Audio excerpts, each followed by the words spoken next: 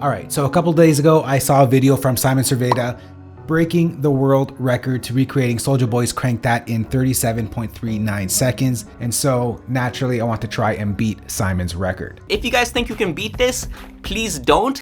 Sorry, Simon, but don't worry. Someone will come along and beat my record as well. Now, I use Logic and Simon uses FL. This may become a DAW battle, which one is better, which one is faster. Will my time even count because I didn't use FL in my video? Now, I didn't want to go ahead and learn FL from scratch just to do this, so I'm doing it in Logic because that's what I'm comfortable with.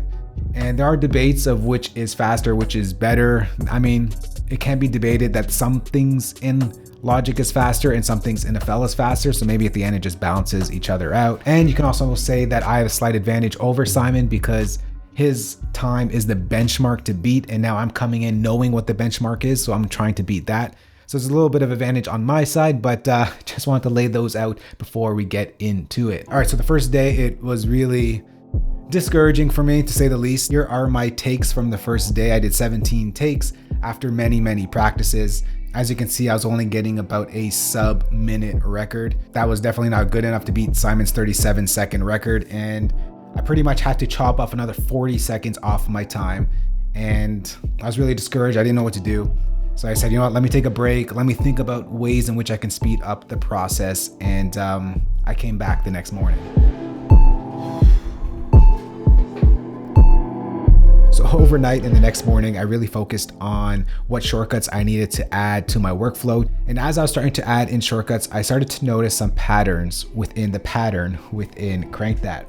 So for one, the kick pattern is basically the same pattern as the steel drum, off by one note. Once I click in the kick drum pattern, I can effectively just copy that and then paste it into the track lane of my steel drum and then go ahead and add in that extra note that was required. It was taking too much time for me to go ahead and separate each region by its notes. So once again, I was doing this by hand, right clicking and going to separate by note pitch, but that took a second off my time, so I had to speed it up with that. And I created a shortcut by going Control Option Command M to spread them all out. So with those newly learned shortcuts right there, I started to get in the sub 50-second sort of run times. And that was a big improvement for me. That was a 20-second improvement from the previous day. And I started to think like maybe this can be done with a couple tweaks here and there. And that's where the next tweaks were coming into play. When I brought in the symbol right here, it had to be reversed. For one, I had to make sure I place it right on the correct spot, and then I had to reverse it. And I used to do it by hand by going to my region over here and clicking reverse, but that took way too long. So for a shortcut I created for this one was Control Shift R to reverse the audio region. Then I started to get runs in the mid 40s, and I started to think, okay, this is probably possible now if I go ahead and just stick through it.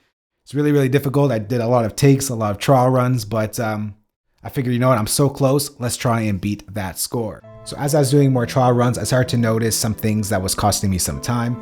And here's where I started to add in a little bit of more refinement. On the hi-hat pattern and on my perk steel drum pattern, I had to chop it up in half because I had to go in on the hi-hats and quantize it to 8ths, not 16ths.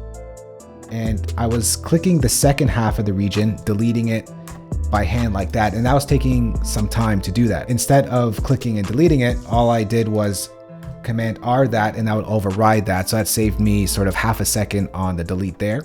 And the same thing happens on the steel drum as well. Then on probably trial 1000, I beat his score at 37.004 seconds, but I did not want to beat Simon by such a marginal score because that's not fair. Maybe my computer's a little bit faster and I'm using Logic, so it's a DAW war as well.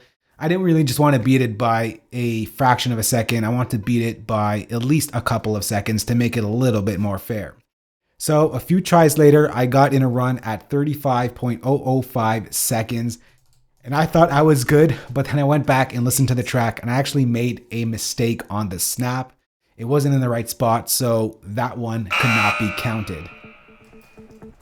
On my next run, I did it in 34.354 seconds, but once again, it could not be included because I did not reverse the crash sound. So I try again and again and again, and I finally did it. And here it is.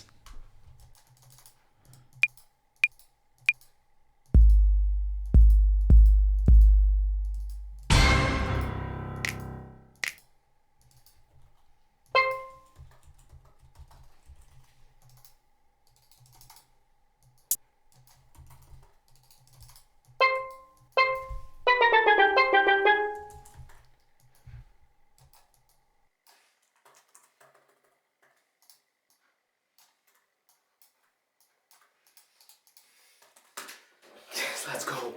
It's right though.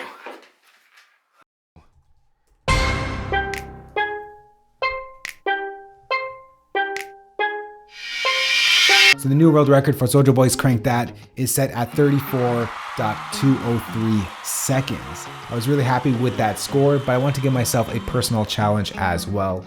At the beginning of this entire challenge, when I remade the song, I noticed there was a kick pattern switch up within the first 25 bars.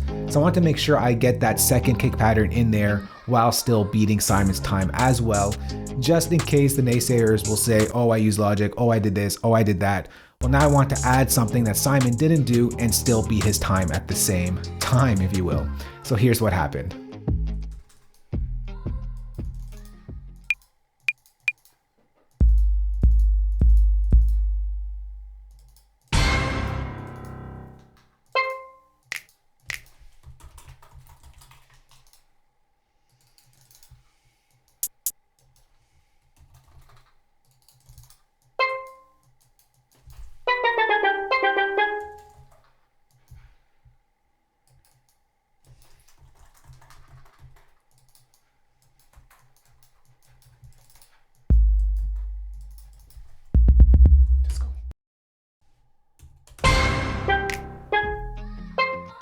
This run I got 36.902 seconds with both kick patterns in there. It beat Simon's score and time, and I was just happy with that.